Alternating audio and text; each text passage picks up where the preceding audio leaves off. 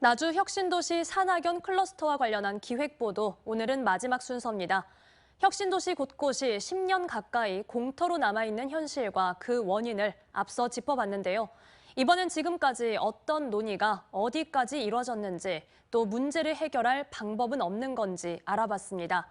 공공기관 2차 이전을 위해서라도 반드시 대책이 필요해 보입니다. 한 걸음 더 집중 취재 김초롱 기자의 보도입니다.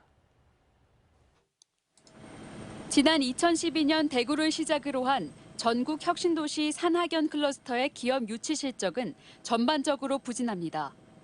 전국 10개 혁신도시의 클러스터 용지 분양률은 약 70%지만 이 중 실제 기업 등이 입주한 용지는 절반도 되지 않습니다.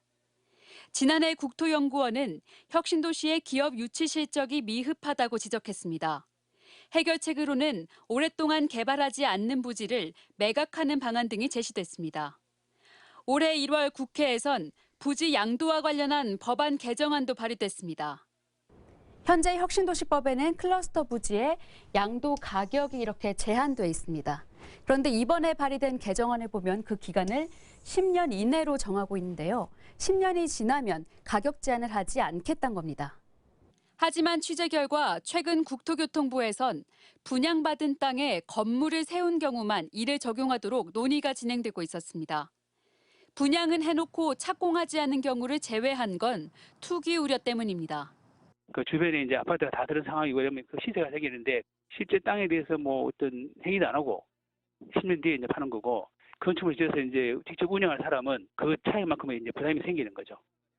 결국 현재로서는 입주 승인 1년 이내 착공 등이 이뤄지지 않으면 관련 법대로 승인을 취소해 부지를 양도하게 만들거나 규제 완화와 지원 등으로 기업이 사업을 하고 싶게 만드는 것뿐입니다. 이를 위해 국토부는 최근 3년간 나주 혁신도시에 있는 기업에 사무실 임차료 등 20억 원을 지원했다고 밝혔습니다. 하지만 공공기관 2차 이전 대상이 500개 이상일 것으로 예상되는 만큼 지금 상황을 돌파하기 위한 적극적인 법안 마련 등 대책이 절실한 시점입니다. MBC 뉴스 김초롱입니다. 언제 어디서나 내 손 안의 뉴스. 광주 MBC 뉴스 유튜브 구독으로 함께하세요.